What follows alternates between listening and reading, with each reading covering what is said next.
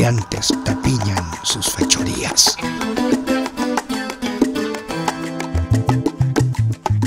Me matarán en la pelea, me matarán por ser quien soy, grito del pueblo y clase obrera, un enemigo del matón, del fascista y el ladrón. Aviva el seso, pana, aplícate, recuerda, al 15 de noviembre de 1922. Han pasado 100 años de esa matanza en Guayaquil. Parece que fue ayer, mi hermano, la historia vuelve y se vuelve a repetir. Me matarán en la pelea, me matarán por ser quien soy, grito del pueblo y clase obrera, un enemigo del matón, del fascista y del ladrón. Yo digo que no hay crimen más cruel y despiadado que aquel que se come. Desde los Andes ecuatorianos, en las mágicas colinas aledañas al río Intac, provincia de Imbabura, nace un café, cultivado con amor por valientes mujeres a las que pertenece la marca Francesca. Cada grano se escoge con cuidado para que cada taza de café sea una experiencia única. Francesca te inspira. Francesca te apasiona. Francesca te enamora. En cada sorbo, descubre lo mejor de ti.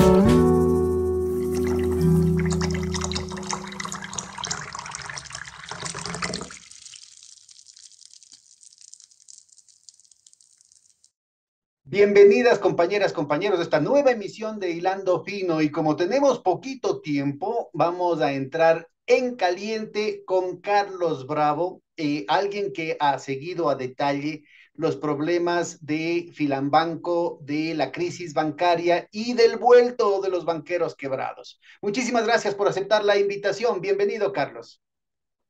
Hola Pedro, buenos días a ti y a tu audiencia. Pues no, me tienes a la orden ¿Cómo para empieza? desarrollar Como tenemos una buena parte de la parte. audiencia que son jóvenes, ¿no es cierto? Empieza con los antecedentes. ¿Cómo se dio el feriado bancario? ¿Qué nos llevó al feriado bancario? ¿Y cómo se comportaron los banqueros?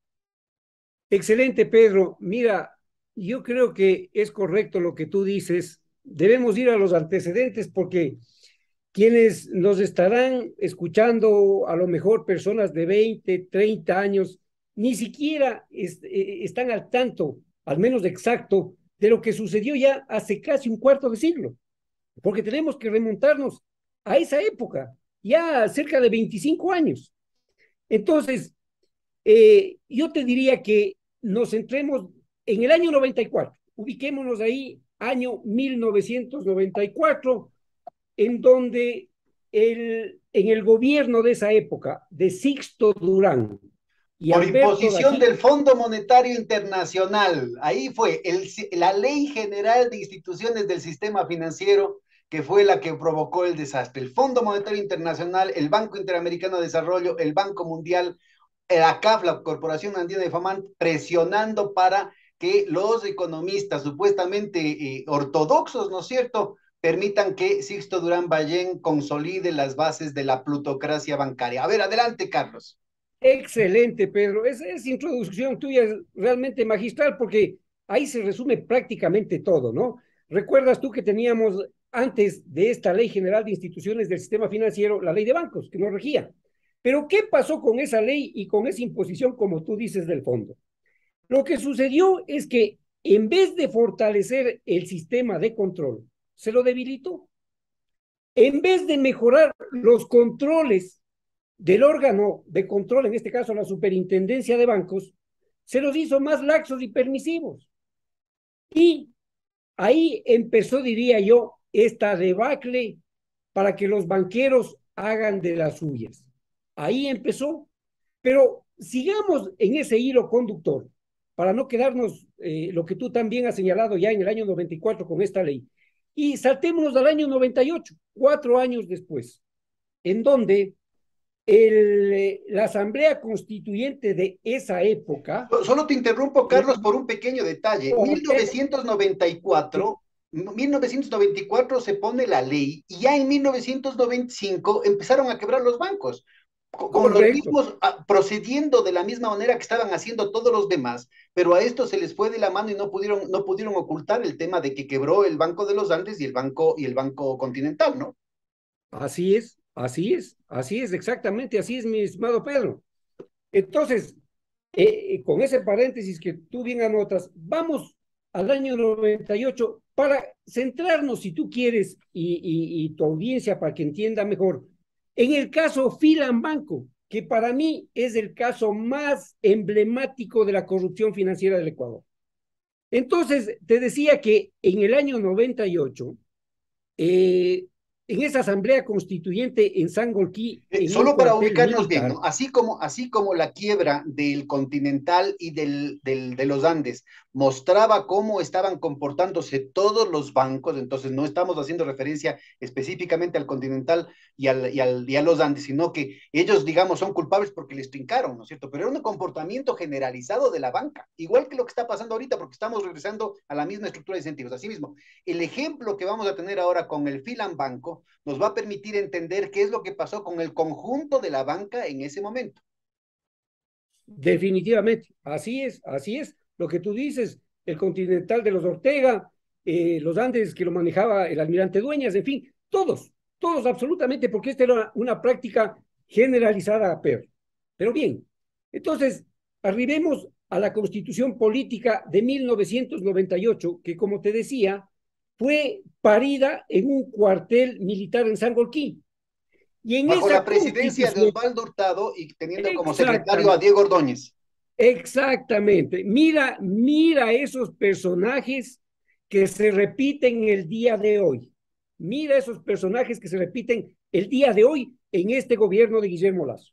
Centrémonos concretamente, para no hacer muy largo, en la disposición transitoria 42ª. ¿Qué decía esa disposición para comprensión de tu audiencia?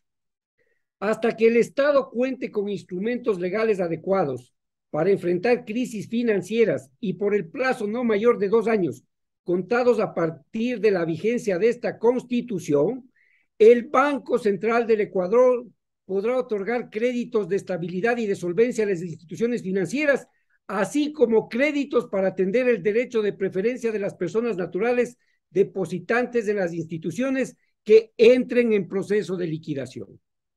Entonces, esta fue el arma y fue el escudo de los banqueros que, yo digo, en esta disposición la mandaron a fabricar a destajo con esos a la medida de los intereses de la plutocracia bancaria que había quebrado sus bancos.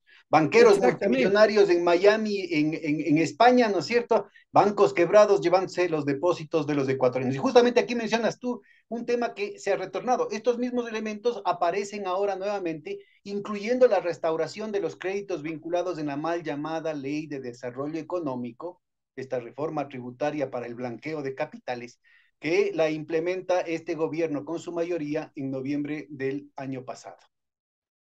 Y no solo eso, pues, mi estimado Pedro, sino en la mal llamada Ley de Defensa de la Dolarización, pues, que nos pone frente a otro atraco más.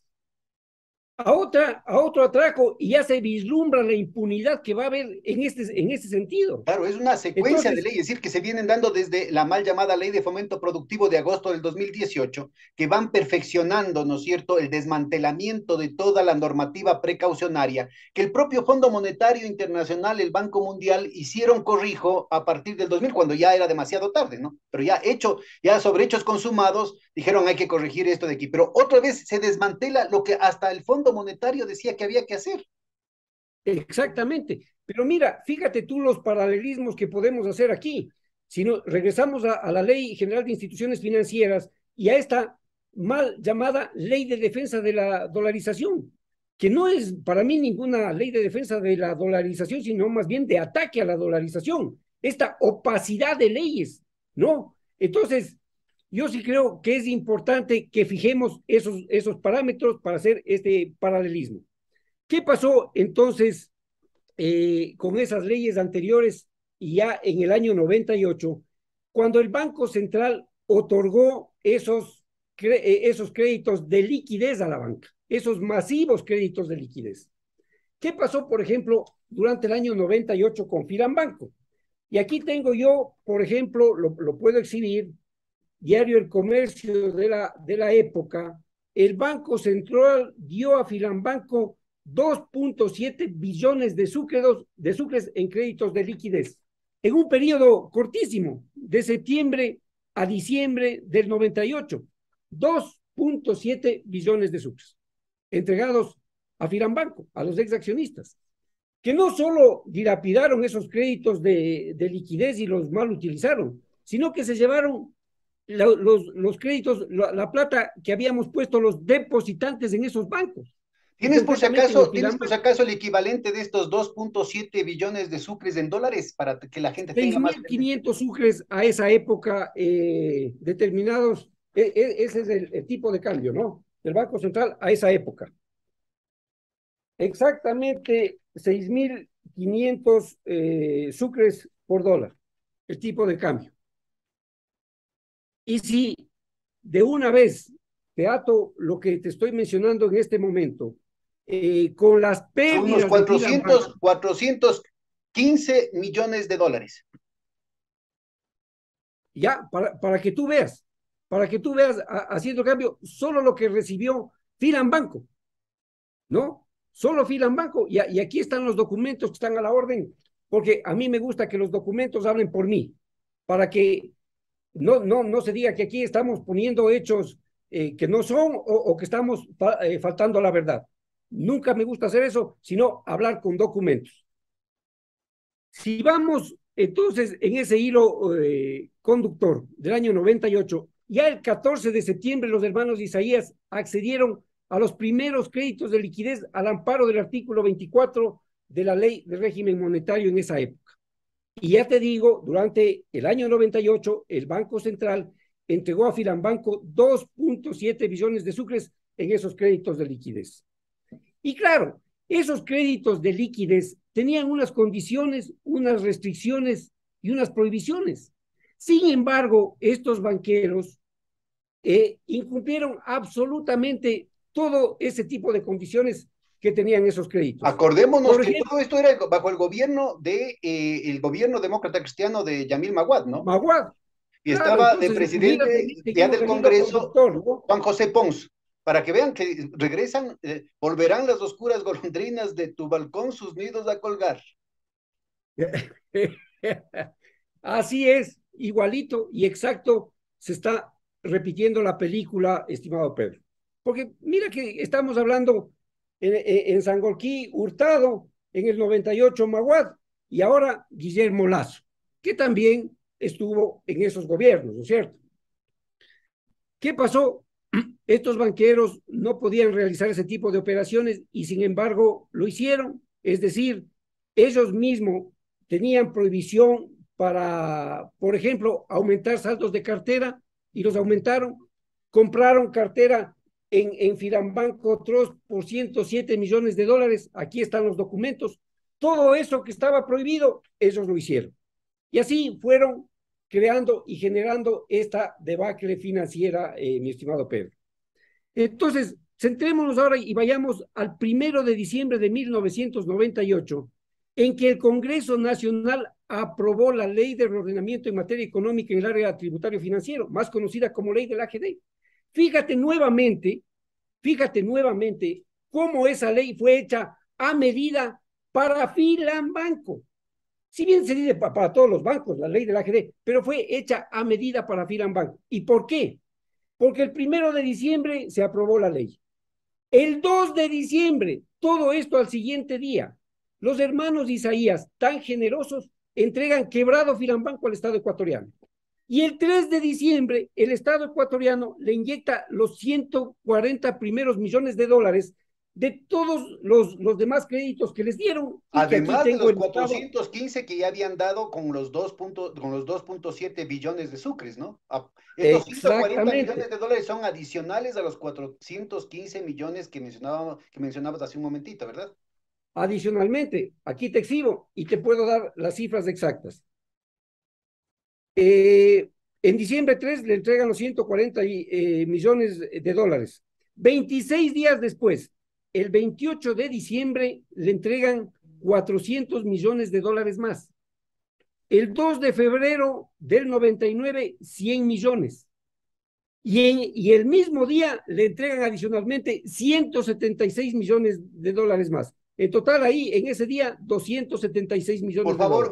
Por favor, enfoca la cámara. Y en junio del año 2000, 300 millones de dólares. Aquí está. ¿Cuánto suma eso? 1.116 millones de dólares. Aquí Gracias. Está. Estas son las cifras entregadas. ¿Ok? Entonces, estos créditos de los que estamos hablando, Pedro, son completamente distintos del hueco patrimonial con la que dejaron el banco y con lo que pasó quebrado la AGD. Las pérdidas que determinó esa auditora Deloitte & Touche fueron de 4.313.516, 4.313.000 sucres. Aquí están, mi estimado Pedro, y aquí está la acércale, por favor, que no se vio muy bien. Al tipo de cambio, mira, aquí te presento la primera página de Deloitte con la firma de ellos, y aquí está el valor. Mira, creo que se ve muy claro. 4.300, dice. Sí. Millones de dólares. 4.313.516. Bueno, esto difiere muchísimo de la narrativa de víctima que hacen los señores Isaías y sus defensores, ¿no? Ah, claro, no, ellos son unos angelitos, solo falta que se les haga un monumento nada más. Y quizá en este gobierno les hacen, porque solo eso falta. Ya vamos a hacer, no sé si tú me permites. Le van a hacer el monumento al lado de la Marianita de Jesús del Banco del Pichincha en Amazonas. Exacto. Estos son capaces de todo. Pero mira, inclusive para esa audiencia joven que tú tienes, hagamos un símil futbolístico, porque ¿qué es lo que sucedió con estos banqueros? Fueron sentenciados a 8 años de reclusión por peculado, precisamente por el peculado respecto a estos créditos de liquidez. ¿Y qué pasó en los estertores del gobierno de Lenín Moreno?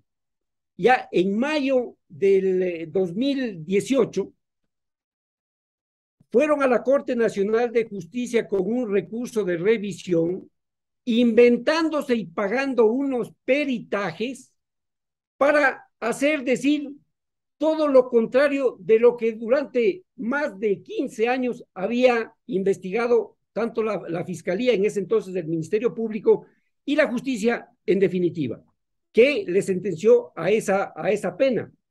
Entonces, con ese recurso de revisión, les quitaron la tarjeta roja que tenían, ¿no? Para que jueguen el partido que querían o que están jugando en este gobierno de Guillermo Lasso para golearle al Ecuador en 2.000 millones de dólares que hace pocos días han desistido tan generosos de ese mamotreto. O sea, Pero ese que fue tienen una trampa. el resultado estrella de la reforma del doctor Trujillo. Es la justicia independiente. Claro, es que allá vamos, ya vamos a hablar de esos jueces, porque eso es muy, muy importante, estimado Pedro. ¿Qué es lo que ha pasado con esos jueces en este caso específico de Filambanco? Entonces, se inventaron ese mamotreto ahí, patrocinado por quién? Patrocinado por Ricardo Noboa Bejarano, abogado de los Isaías y abogado del presidente Guillermo Lazo. Es más, Noboa Bejarano fue designado como árbitro CIADI por el presidente Lazo. Fíjate ese conflicto de intereses que había. Pero claro, no es que esto surgió de la noche a la mañana, todo esto ya venía planificado, como te digo, desde los estertores del gobierno, de ese nefasto gobierno de Moreno, en donde ya les quitaron la tarjeta roja del juicio penal y entonces vinieron a jugar este partido para que le devuelvan los bienes que fueron legítimamente incautados y adicionalmente querían que se les pague o llevarse 2.000 millones de dólares más. Es decir, en adición a los casi 3.000 millones de dólares que se llevaron hace ya 2 décadas. Así es la audacia de esta gente. Y claro, a mí me preocupa ese silencio sepulcral del presidente Lazo, que no dice absolutamente nada. No dice absolutamente nada. Él anda queriendo ahí derrocar algún edificio público, lo cual sería muy grave, ¿no? Porque esos edificios son construidos con dinero de todos los ecuatorianos y él quiere derrocar. Pero de este tema, de su amigo Roberto Isaías Dazún, no dice absolutamente nada, nada, calladito. Entonces, vamos a ver qué es lo que pasó con el tema de las incautaciones para ir imbricando, Pedro, con ese juicio penal anterior, el proceso de incautaciones y lo que está sucediendo ahora. De acuerdo, en mi calidad de gerente de la AGD. Ya, de acuerdo, sigue nomás. En mi calidad de gerente de la AGD, no es que un día, por ahí un día martes 8 de julio del año 2008, a mí o al expresidente Correa, se nos ocurrió incautarles a estos angelitos así porque sí. No, pues, había una base. ¿Cuál era la base? La que acabo de exhibir, el informe de las pérdidas que determinó la Deloitte Antocho. ¿Y qué más? Lo que mandaba el artículo 29 de la ley del AGD, que lo voy a leer para que tu audiencia pueda entender perfectamente. ¿Qué decía esa disposición legal? Artículo 29. En aquellos casos en que los administradores hayan declarado patrimonios técnicos y reales, hayan alterado las cifras de sus balances o cobrado tasas de interés sobre interés, garantizarán con su patrimonio personal los depósitos de la institución financiera y la agencia de garantía de depósitos podrá incautar aquellos bienes que son de público conocimiento de propiedad de estos accionistas. Eso es lo que hicimos. Es decir, cumpliendo un mandato legal y además basados en las pérdidas que ya estaban determinadas por esta compañía auditora y obviamente aprobadas por la Junta Bancaria del Ecuador. Entonces, así se procedió. Pero ¿qué es lo que sucedió? Que ellos, a través de sus abogados, ¿no?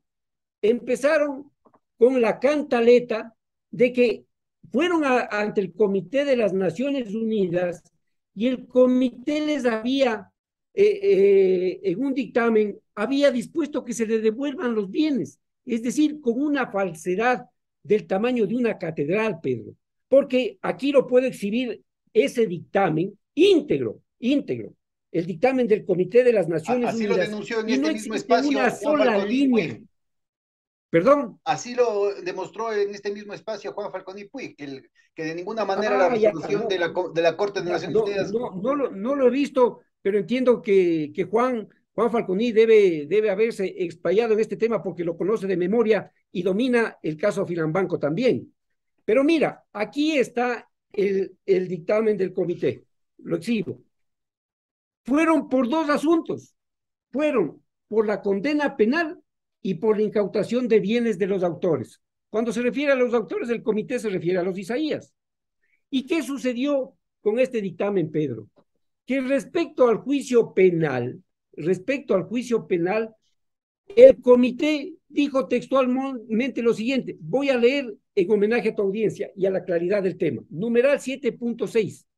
El comité observa que la Corte Nacional fue designada como un órgano, fue designada como competente en razón del fuero que gozaban algunos de los coprocesados y en base a normas procesales internas cuya interpretación no corresponde cuestionar al comité.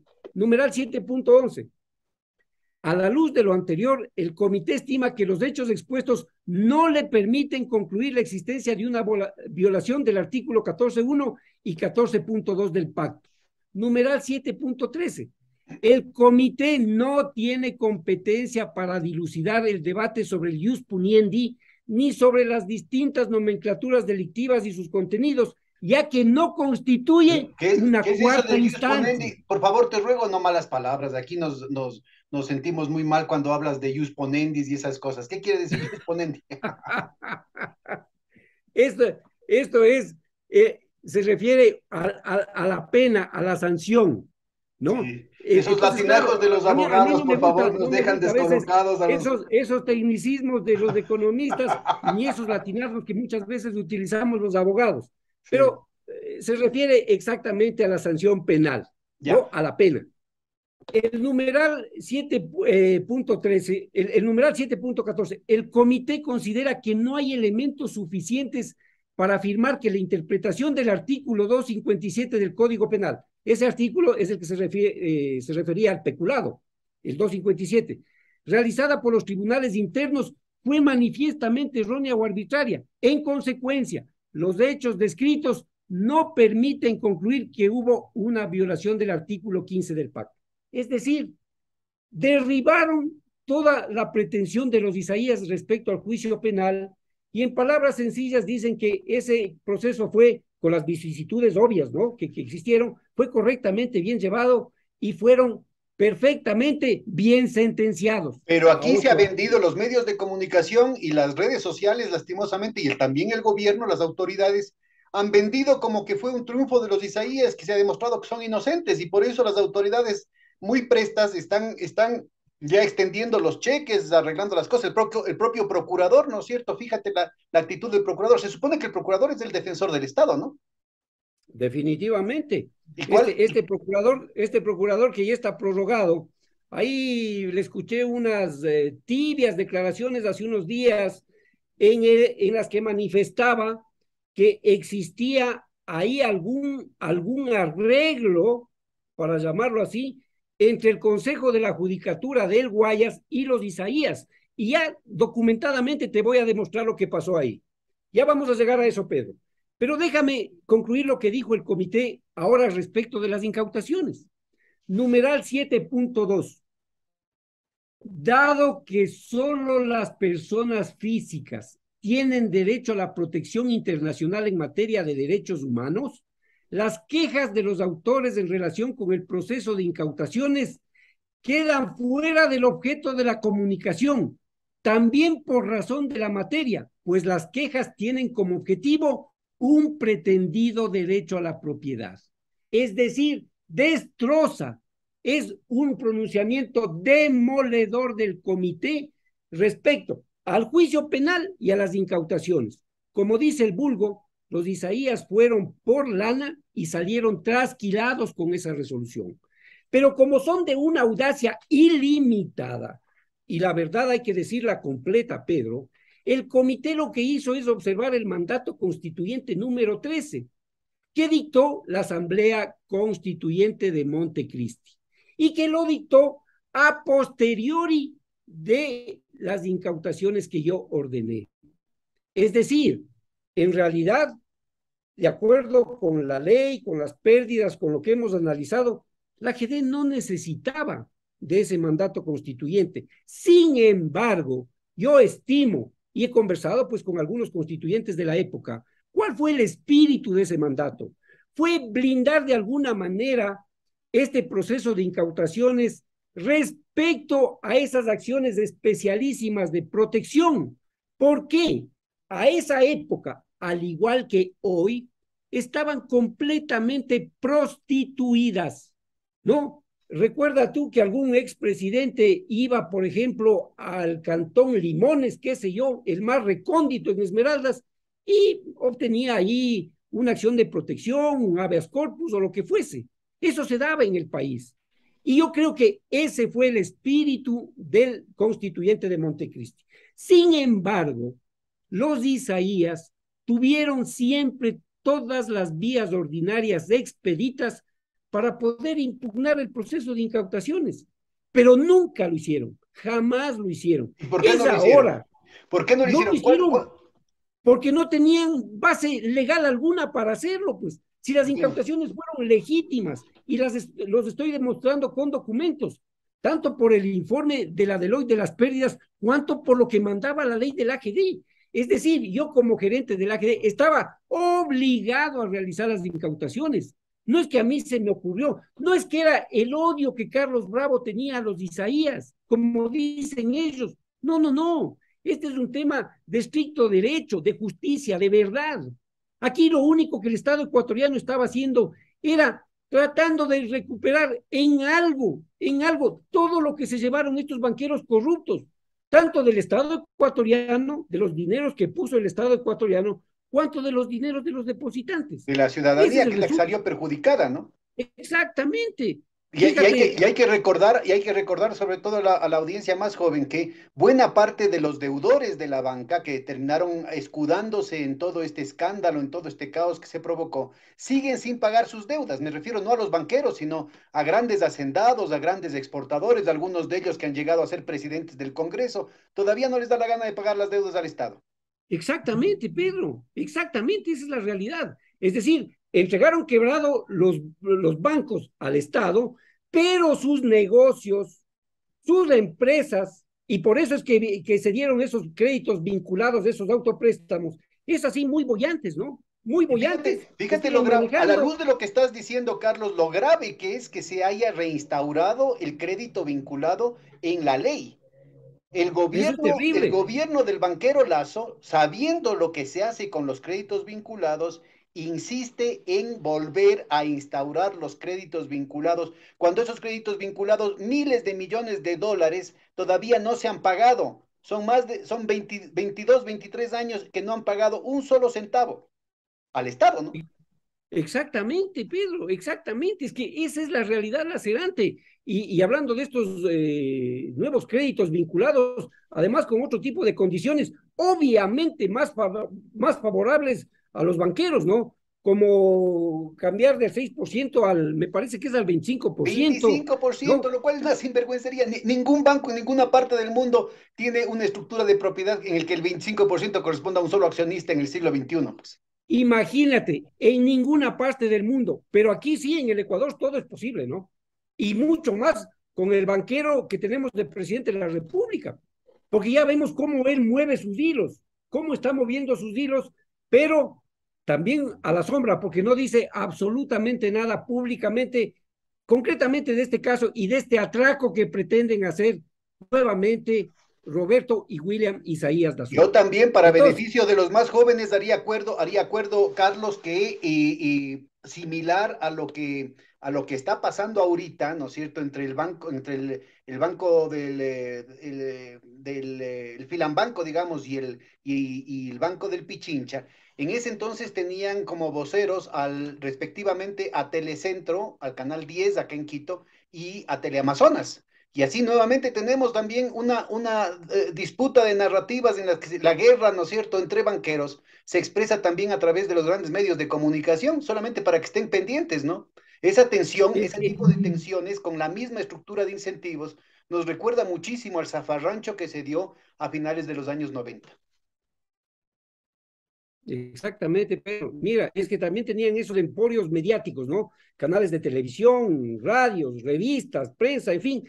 ¿Para qué? Para, entre comillas, ahí posicionar su verdad, que su verdad siempre fue llena de falacias y de mentiras. Porque si nosotros exhibimos los documentos, ya vemos que ellos, en cambio, a los documentos les hacen decir lo que no dicen, pues.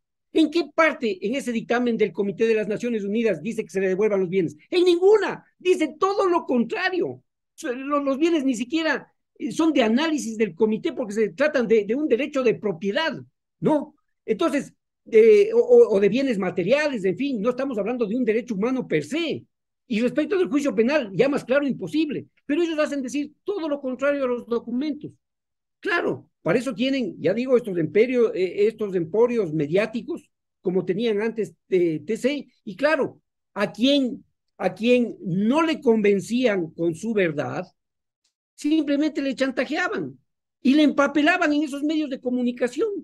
Y ahora parecería que ese emporio informático, ese emporio de los medios de comunicación incluye a todos aquellos en los que el gobierno del banquero Lazo tiene incidencia. Parece ser que los Isaías y el banquero Lazo tienen comunidad de intereses, inclusive cuando la disidencia, entre comillas, de Teleamazonas tampoco revela lo que tú estás revelando ahorita, ¿no?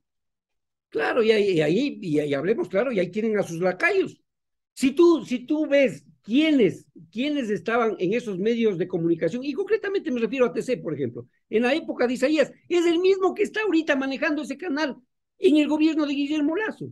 Y así te puedo dar innúmeros de ejemplos, pero reales, pues. No es que yo me estoy inventando. Es pero ilustremos con esos ejemplos, Carlos, porque yo creo que la ciudadanía tiene que enterarse, ¿no es cierto? Que, por ejemplo, hablábamos de la familia Ortega y del Banco Continental que quebró en el año 1995, con todo lo que le significó de costo para el Estado y de préstamos que jamás pagaron, y ahora tenemos a la misma familia a cargo del IES. Imagínate lo jugoso que es eso.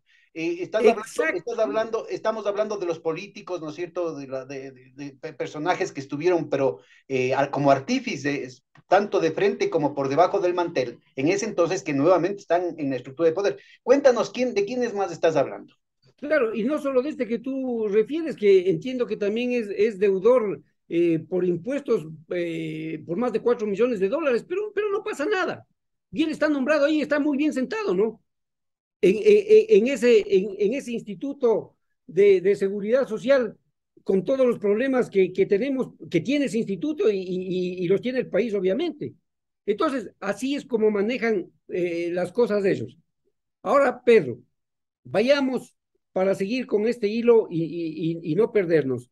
Vayamos al tema de las incautaciones, que es lo que estamos tratando. ¿Y qué pasó con las acciones legales que emprendieron los Isaías aquí en el Ecuador?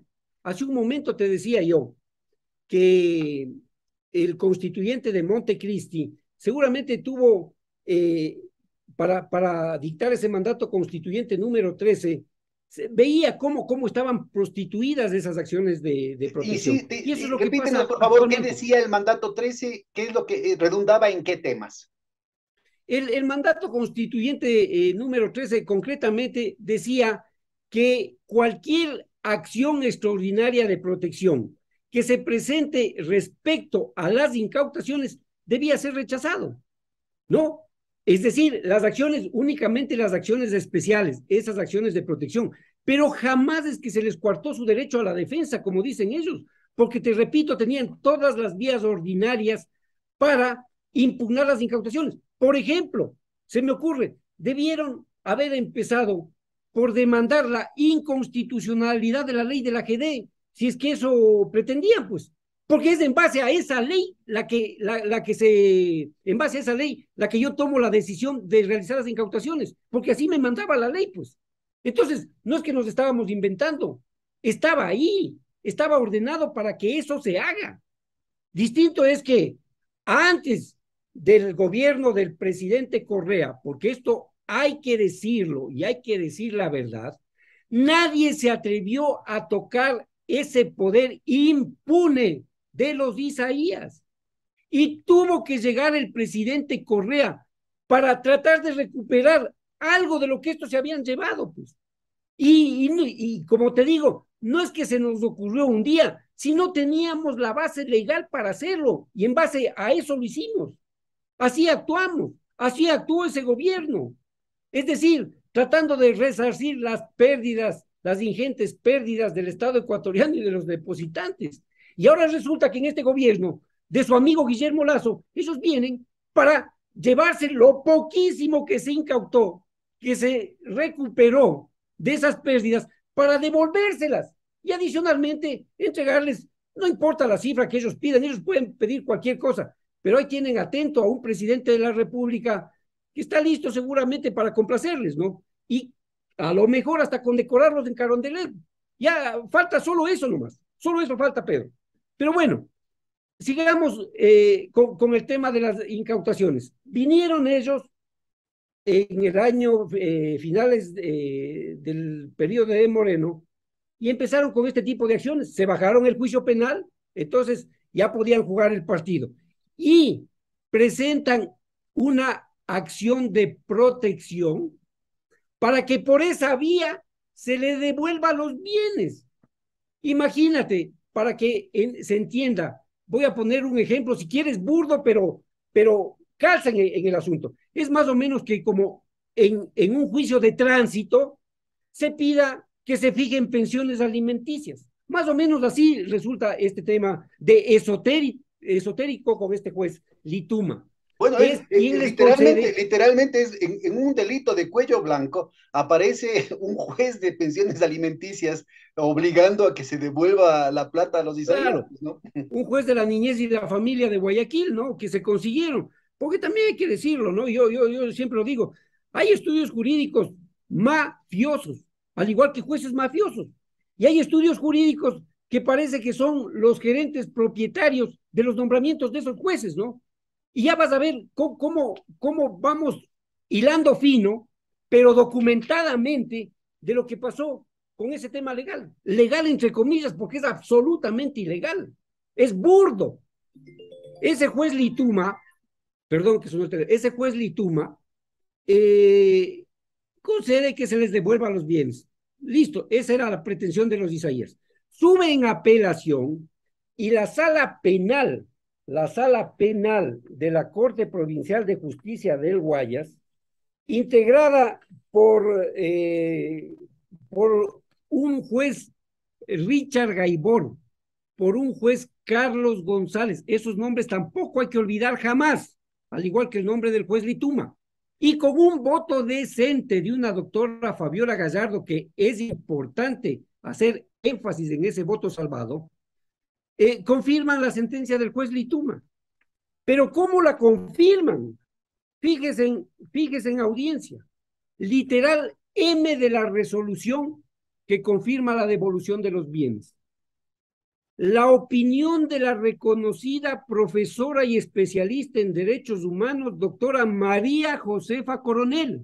Pongan atención en este nombre. Doctora María Josefa Coronel. Tú antes hablaba, me parece que ella también era locutora de Teleamazonas hace años atrás, ¿no? Lo cual ubica que la guerra que tenían no era tal guerra, ¿no?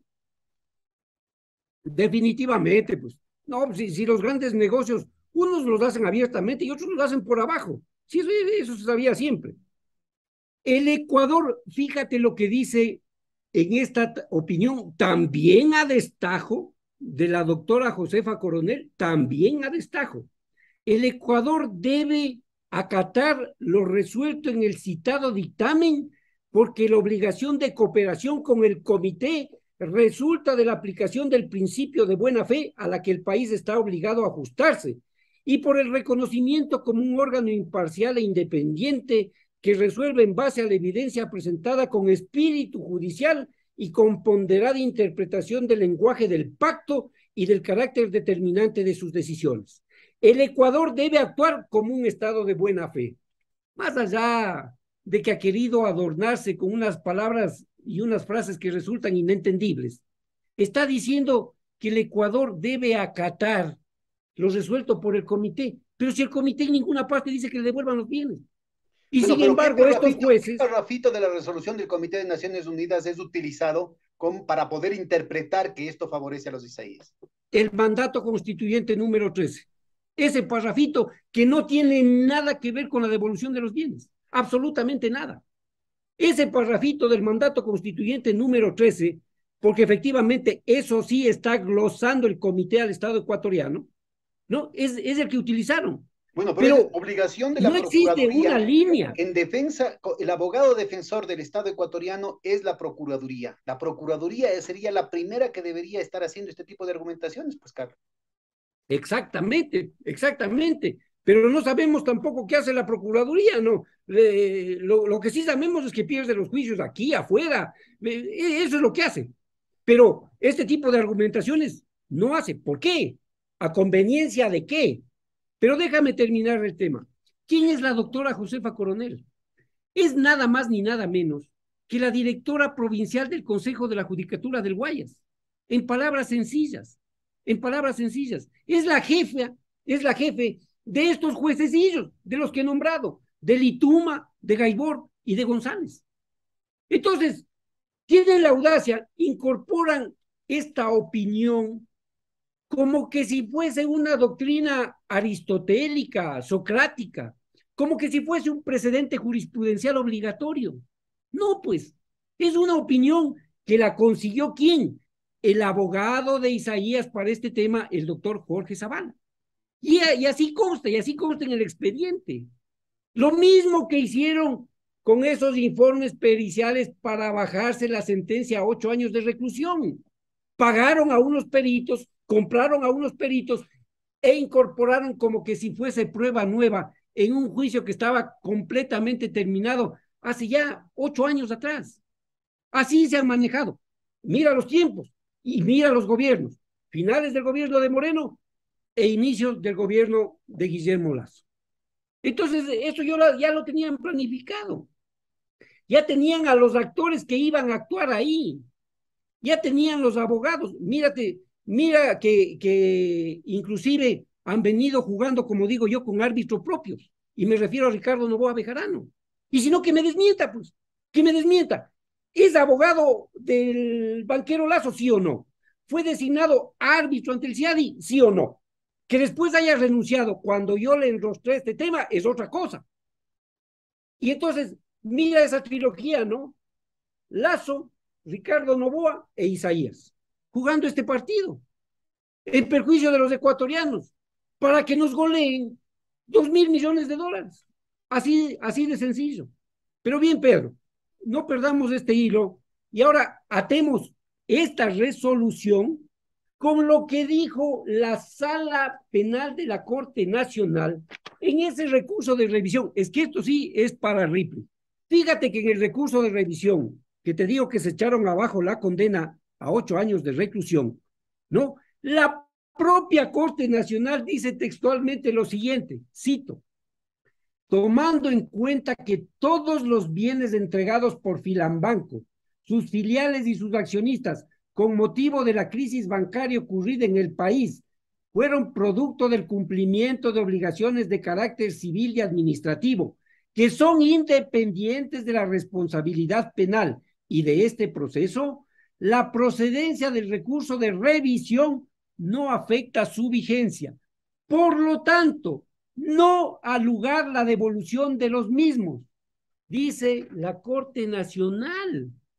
Cuando se echan abajo la sentencia por peculado, dicen, muy bien, aquí les ratificamos, entre comillas, el estado de inocencia, pero los bienes no se devuelven porque eso fue hecho correctamente en otra vía. ¿De qué año es esta resolución de la Corte Constitucional?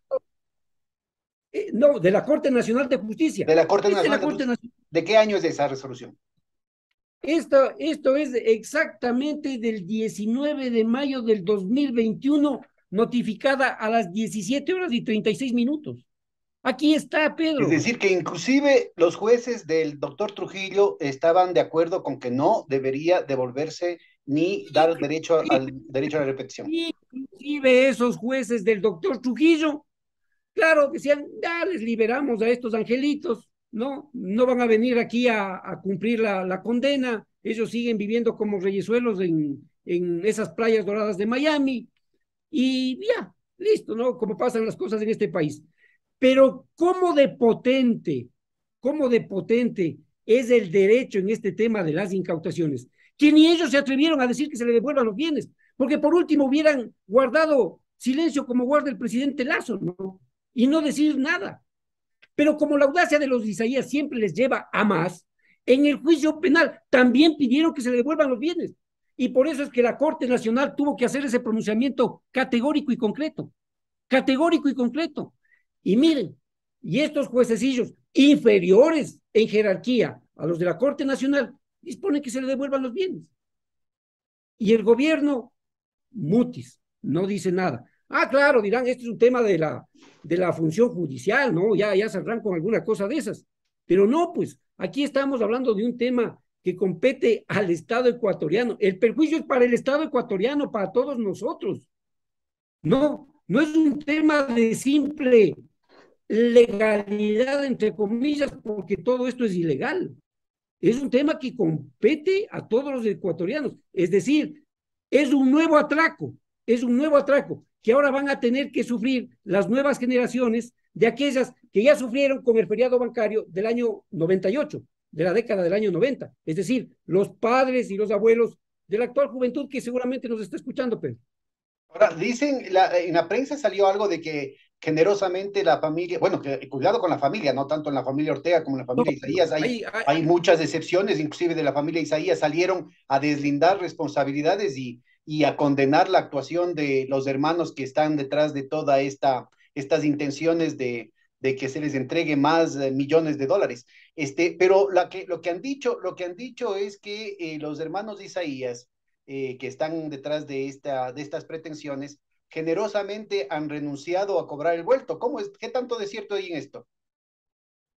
A ver, mi estimado Pedro, no se puede, ellos han desistido de ese mamotreto, pero yo digo que no se puede desistir de lo que no existe, ¿no? Eso era una barbaridad por todos los costados. Entonces, ya en un inicio, cuando presentaron esa demanda, dijeron que ellos no querían pues un cheque de 2.000 millones de dólares, no, querían sentarle al Estado ecuatoriano. Fíjate a dónde llegan, a querer sentarle al Estado ecuatoriano para que negocie. ¿Negocie qué? Si aquí no hay nada que negociar, ellos todavía le deben dinero al Estado ecuatoriano, Pero por mencionabas favor. que el procurador planteaba que el Consejo de la Judicatura del Guayas estaba negociando con la familia, con los hermanos de Isaías. Claro, yo, inclusive, si tú me permites, te podría hacer escuchar la grabación. A Préstame el ver, por celular. favor, sí. Dura unos 30 segundos, me das un segundito que mi asistente me la prepare y Ya. hago escuchar para que lo vean, Bueno, para entonces, que lo ¿cuál vean. es el estado de la situación actual? Porque además que tiene que quedar claro, ¿no? A propósito de lo que decías que está planificado. En la mal llamada Ley de Defensa de la Dolarización a la que tú hacías referencia, se establece dentro del Banco Central un fondito de plata que no se puede tocar precisamente para pagar el vuelto a los banqueros, pues. No, eso es terrible, mi estimado Pedro. Y mira, como yo te decía, para hacer esos paralelismos, lo que pasó con la constitución del 2008, del 98, perdón, en esa transitoria 42ª, ¿y qué es lo que pasa en esa ley de defensa de la dolarización, en la disposición transitoria 23ª? Aquí está. ¿Qué es lo que pasa? Se crea la unidad de gestión y regularización. ¿Para qué?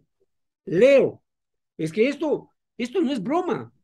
Los recursos que se necesitaren para el funcionamiento de la unidad de gestión y regularización, su ejecución presupuestaria y para el pago de sentencias ejecutoriadas en su contra, provendrán del presupuesto general del Estado. Esto es ley de la Muestra República. por favor de manera fija la cámara para que los compañeros puedan ver. Un poquito más a tu izquierda. Eso. ¿Se ve ahí? Qué barbaridad. Qué barbaridad. Es decir, prepararon para que se consume todos estos atracos y concretamente este atraco de los Isaías, pues. Y de ahí vienen estas demandas y todo lo demás. Es decir, no es una cosa que Mira, surge espontáneamente, sino que es una cosa que han venido preparando por años, ¿no? por favor, Pedro, para lo ofrecido, lo que dijo el procurador para que escuche tu audiencia y lo mire. Acércale, por favor, a la cámara y al micrófono, más centralmente, eso. Poquito más al centro, a tu izquierda.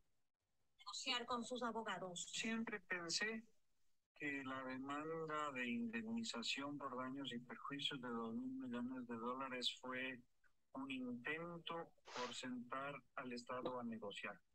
Y el Estado no se sentó a negociar. Yo nunca admití Dijo que la justicia que falló a favor de ellos debe estar sometida a presiones. Lamentablemente se ve que los tribunales ecuatorianos están sometidos a muchísima presión. Presión política y probablemente, esto no lo puedo asegurar, presión económica. Investiguen los vínculos de las directivas del Consejo de la Judicatura en la provincia del Guayas con los hermanos Isaías. De acuerdo.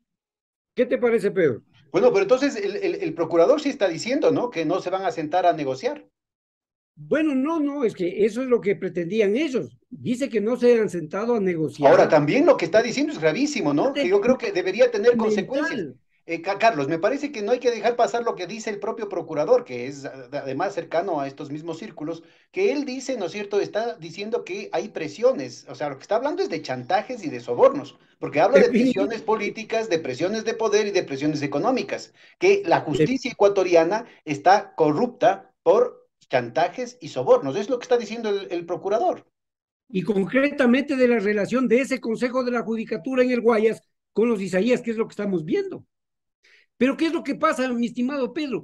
Que medios alternativos como el tuyo y algunos otros son en los que podemos tener cabida quienes conocemos la historia real, la podemos exponer con documentos, con documentación, pero no más. Sin embargo, esos emporios, ¿no? Y la prensa libre e independiente, para variar, también calla sobre esto, no dice nada. No dice absolutamente nada, alguna notita por ahí, o como esta del procurador que ya le sacaron con tirabuzón las palabras, me parece, ¿no? O la declaración, no las palabras, sino la declaración, y el procurador, que ya obviamente está en funciones prorrogadas, dice lo que dice, y sin embargo no pasa nada, Pedro, no pasa nada, porque yo digo, y el procurador, más allá de hacer esas declaraciones, ¿por qué no presenta una denuncia en fiscalía sobre estos hechos? Porque habla concretamente de presiones políticas. Dice que no puede asegurar, obviamente se cura en salud, porque no le consta que hayan entregado dinero, no, él no ha visto la entrega de dinero, por lo general no entregan a través de un cheque, de una transferencia, ¿no es cierto? ¿Cómo hacen? ¿Qué es lo que sí podría haber hecho? ¿Qué es lo que sí debería haber hecho la Procuraduría?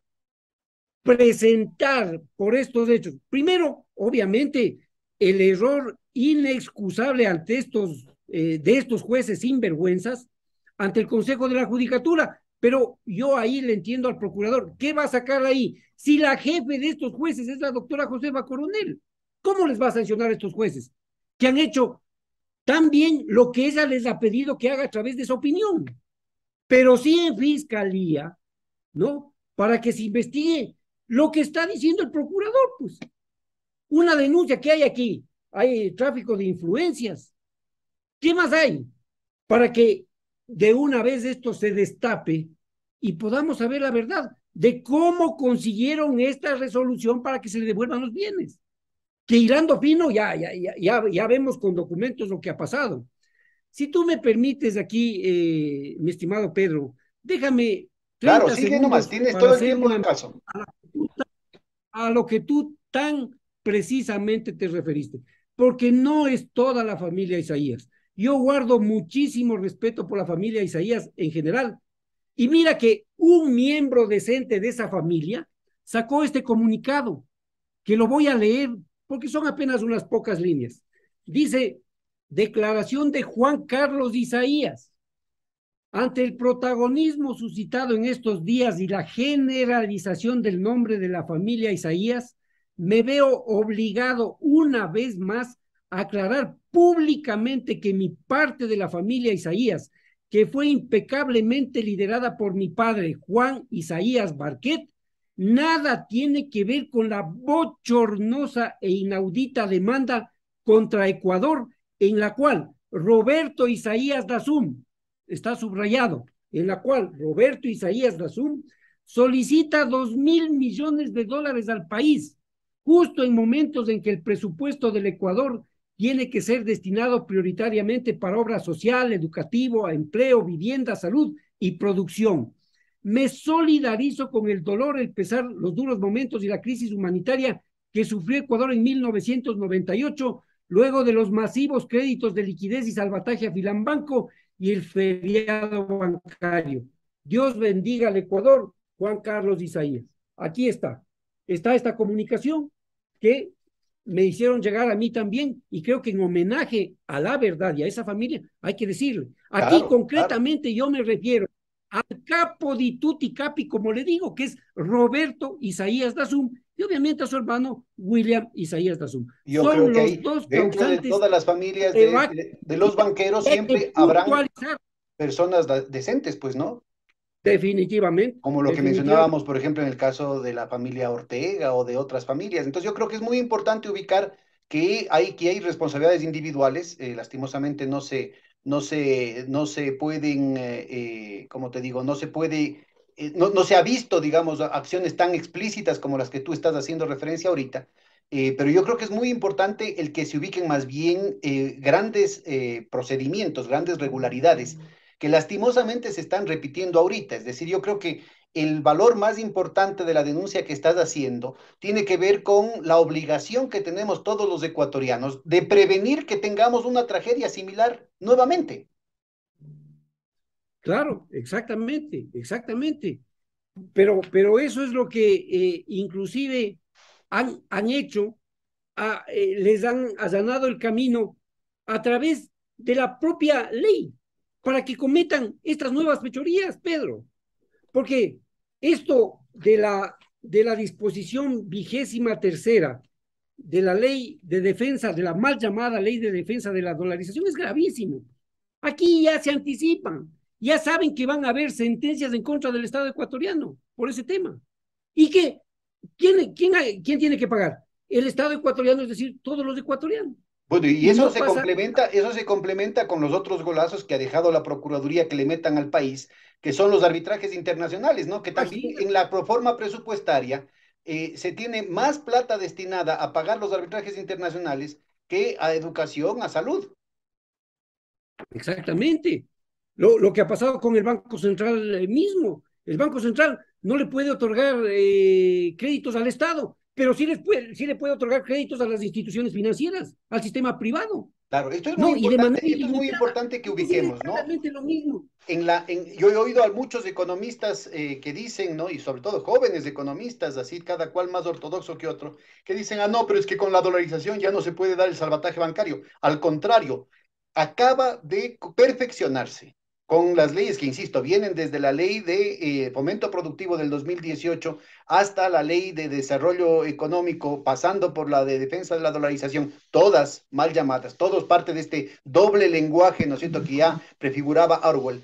Se plantea toda una estructura de incentivos muy similar a la de los años 90, que provocó el zafarrancho bancario y que crea ahora, en lugar del salvataje ex post, o sea, una vez que ya están los hechos consumados, ahorita tenemos un salvataje ex ante, es Antes. decir, que desde antes, ¿no es cierto?, está destinada la plata, toda la recaudación que hace el gobierno con la venta de petróleo, todas las recaudaciones tributarias, el cobro de impuestos del gobierno que van a la Reserva Monetaria Internacional, quedan ahí congeladas para que el gobierno no pueda gastar, por ejemplo, en medicinas para los hospitales. Por eso es que enfermedades urgentes, operaciones urgentes se postergan, no hay camas, están en total desbarajuste el sistema de salud en el país, el sistema de educación también, un tercio de las escuelas, de los colegios están en una situación deplorable, no hay construcción, no hay mantenimiento de la infraestructura, de las carreteras, de los puertos, en fin, es un desastre, ¿no es cierto? Porque toda esa plata está guardadita ahí a disposición de la banca privada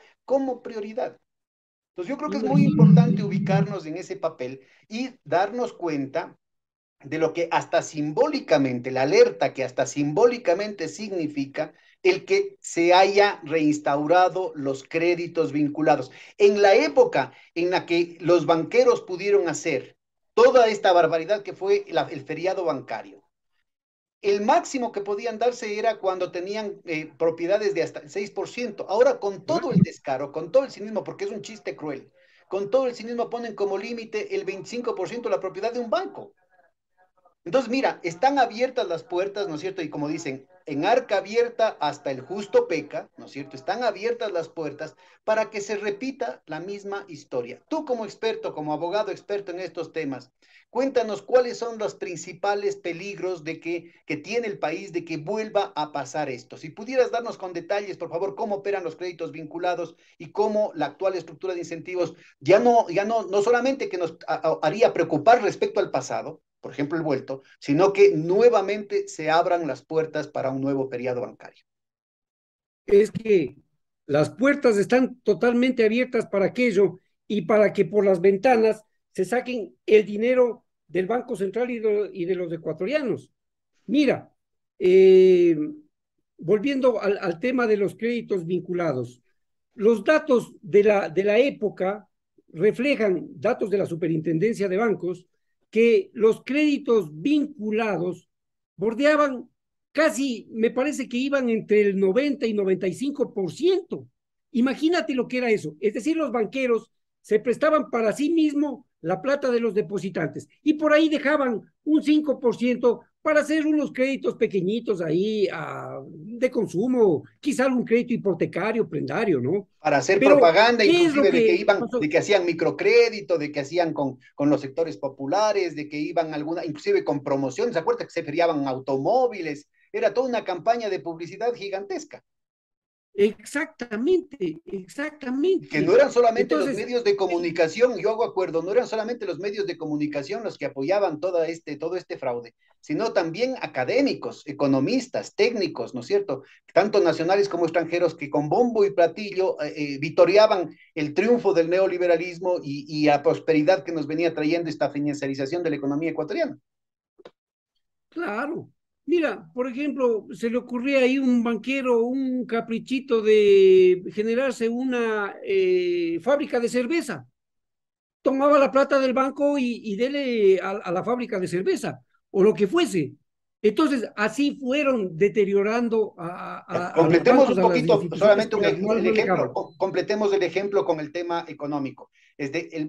Como se prestaban ellos mismos, ¿no es cierto? Y ellos eran los dueños del banco, ellos ordenaban a sus oficiales que no se pongan muy duros el rato de cobrar. Entonces, la forma de disfrazar, de maquillar las cifras, y en eso la superintendencia de bancos tuvo una responsabilidad terrible, era hacer aparecer que en la parte que no se cobraba escribían como que fuera un nuevo crédito.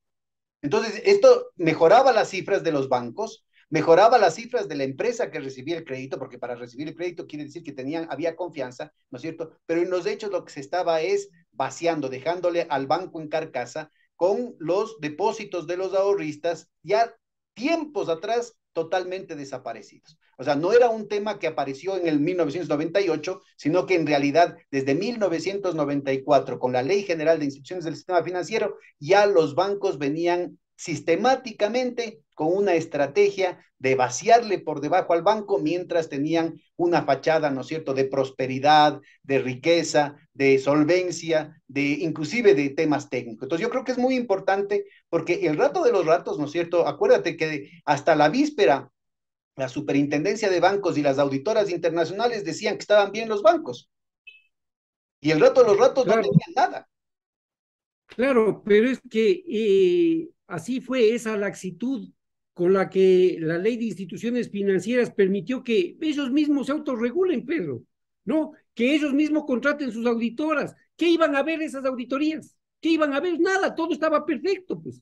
No se veía absolutamente nada. No, las contabilidades muy bien llevadas, en fin, eso es lo que aparecía en las auditorías de ellos, pues. Pero ¿sabes cómo se prestaban la plata, Pedro? Los créditos vinculados se prestaban sin ninguna garantía, se prestaban a 7 años plazo, se prestaban al 0% de interés, al 0%. ¿Quién tiene, quién tiene pues esas ventajas? ¿Quién las tenía y quién las tiene hasta ahora de obtener un crédito de esa naturaleza?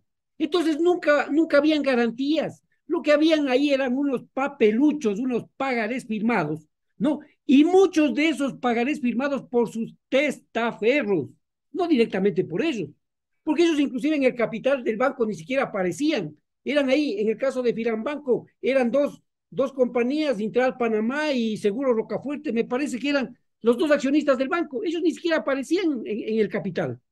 Y Pero esto es entonces muy así importante se del, prestaban. del tema del testaferrismo, porque volvió a aparecer ahora con el tema de la disposición legal refrendada en plebiscito por el pueblo ecuatoriano, de que las autoridades no pueden tener sus recursos en las guaridas fiscales, en las offshore. Y resulta ser que el presidente Lazo, ¿no es cierto?, que aparece en los Pandora Papers, que aparece en los Paradise, que aparece en los Pandora Papers, igual que el presidente chileno Piñera, tenían sus recursos allá afuera y él de una manera, lo dice públicamente, que no, que ahora ya Lleva, les ha claro, pasado a su fideicomisos. familia. Claro, claro. Entonces, son los Manejando. familiares, son los empleados, ¿no es cierto? Y justamente a través de bancos como Banisi, ¿no es cierto? Ahí está inclusive una película en que está Antonio Banderas, está la Meryl Streep, ¿no es cierto?, sobre la lavandería, cuenta el tema de los Panama Papers, de cómo operan estos bancos offshore en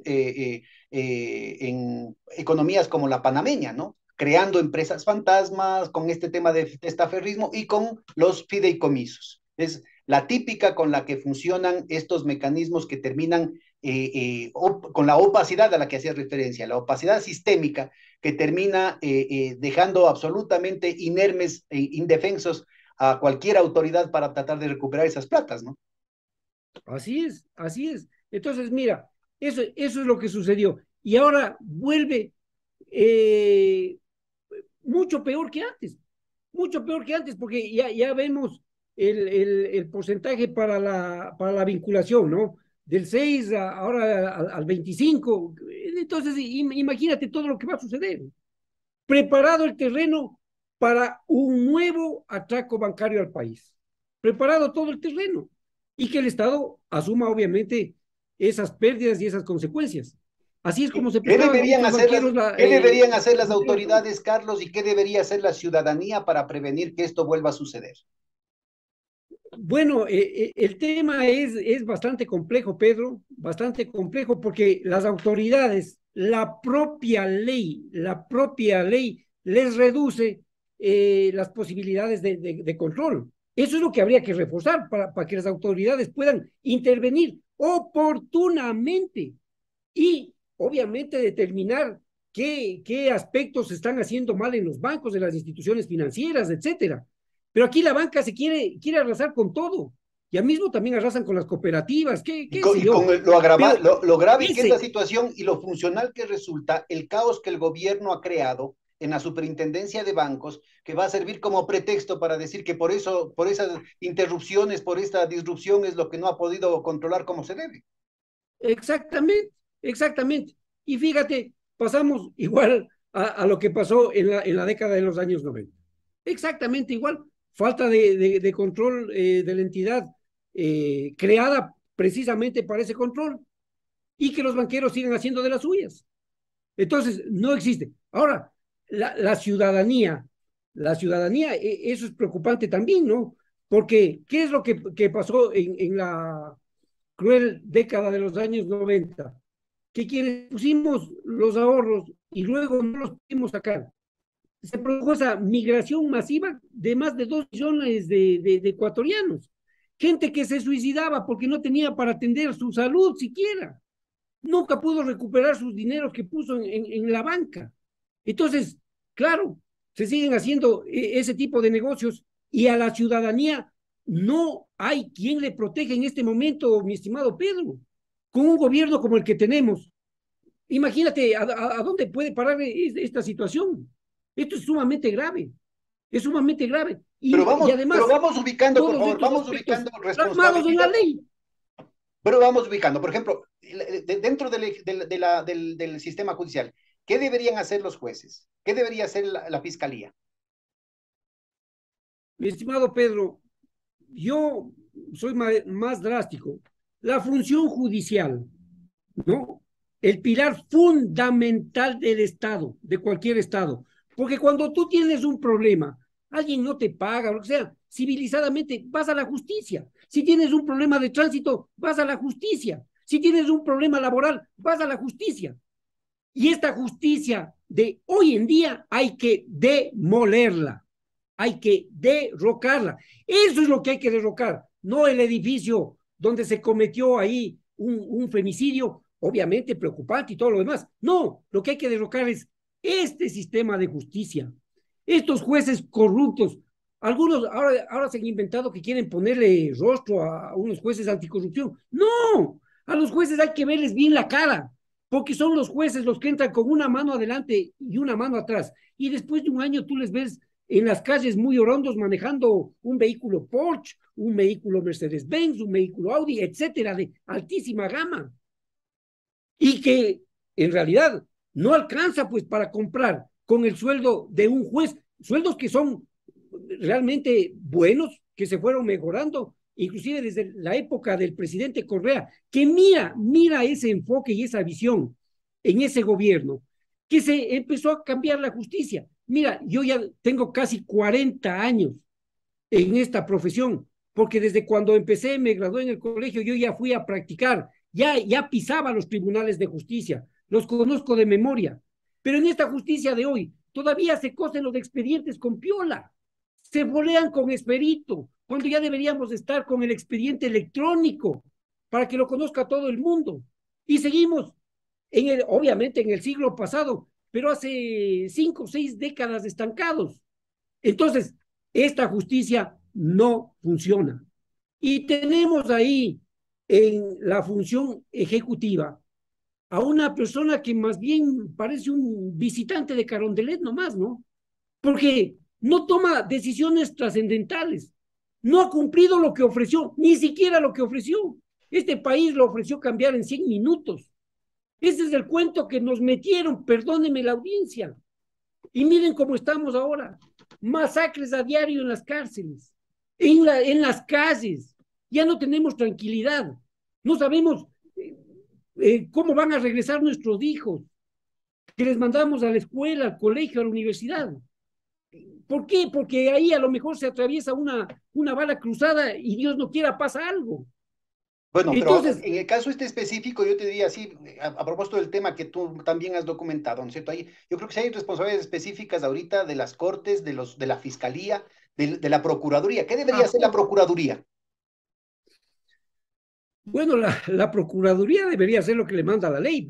Es que la Procuraduría es el abogado del Estado, el procurador es el abogado del Estado, no es el abogado del gobierno del presidente Guillermo Lazo, ni de ningún presidente. Bueno, y no La solamente Procuraduría en la tiene ley, que ¿no? ver, En la normativa interna de la Procuraduría pero también, lógico, también puede pronunciarse sobre las leyes, como por ejemplo, debió haberse pronunciado en contra de la mal llamada ley de defensa de la dolarización, en contra de la mal llamada ley de desarrollo económico, porque eso estaba abriendo las puertas nuevamente para que en arca abierta el justo peca. exactamente, y por la vía correspondiente, ya después de semejante embarre, proponer las reformas correspondientes, pues, ¿no?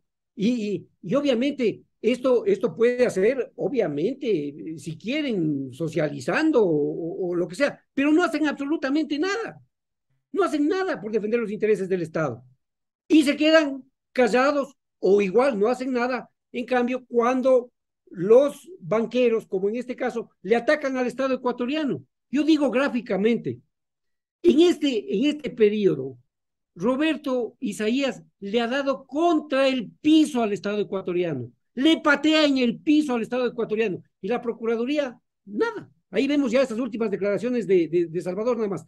Pero el presidente de la República, que es el jefe del Estado, deja que le pateen al Estado en el piso, estos banqueros. ¿Será Y que tampoco pasa la nada. pelea es arreglada por el propio abogado común de ambos, que es el señor Noboa de Jarama? Claro, y esto es lindo, porque si quieres también te puedo presentar otro video cortito de lo que decía de Roberto Isaías, el hermano de Ricardo Noboa Bejarano, cuando fue presidente de la República. A ver, Entonces, eso también es muy importante verlo, ¿no? Si quieres lo podemos ver, y aquí te lo presento. rapidito, sí, por favor. Mira, 30 segundos. Parecer la justicia según la actuación de la fiscal no es para todos. Y menciona al Banco Unión y mi cuñado que fue administrador de Banco Unión. No, señor Isaías, a mí no me va a correr con estos cuentos. Roberto Isaías Azul, a mí no me vas a correr. Ahí tienes, Pedro. Mira cómo son los crueles intereses, ¿no? Bueno, O mira, más bien los magníficos para que intereses de los veamos de nuevo banqueros. el tema de las familias, ¿no? Hermano del abogado de Roberto Isaías. Bueno, para ir cerrando, ¿qué es lo que debería hacer la Asamblea para prevenir que el desfalco continúe, para prevenir que venga de nuevo un feriado bancario? Primero, una reforma y echar abajo esta normativa. Primerito, porque esto no puede seguir como ley del Estado ecuatoriano.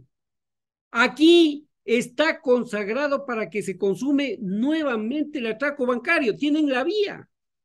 Es más, ya prevén los recursos, porque tienen que sacar de donde sea, pero el Estado ecuatoriano tiene que pagar por esas sentencias, que le seguirán lloviendo al Estado ecuatoriano.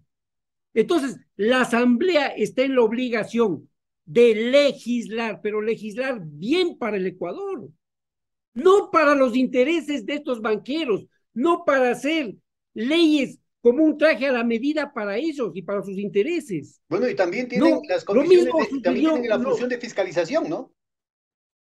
por supuesto, y de llamar a las autoridades que bien le hubiera venido al país, que se dé un baño de verdad, de a de veras. Perdóname el pleonasmo, pero así tiene que ser.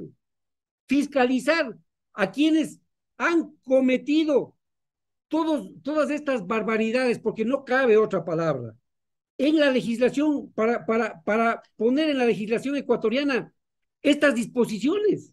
Bueno, Entonces, y que se apuren porque ya el tiempo se acorta, ¿no? Es decir, así como en los años 90 iban vaciándole por debajo sin que la gente, sin que la sociedad se entere, llevándose los depósitos de todos los ahorristas durante años, desde 1994, como tú muy bien planteabas, pero utilizaron como coartada, les cayó de película la crisis internacional, la crisis de Rusia, la crisis de Brasil, ¿no es cierto? Y con eso dijeron, pues ya no es culpa. Así, y después el fenómeno del niño. Ahora también, ¿no es cierto? Va a venirse la crisis internacional que está avanzando, pero a pasos de gigante, y van a tener la coartada perfecta para decir, es que ya no es culpa.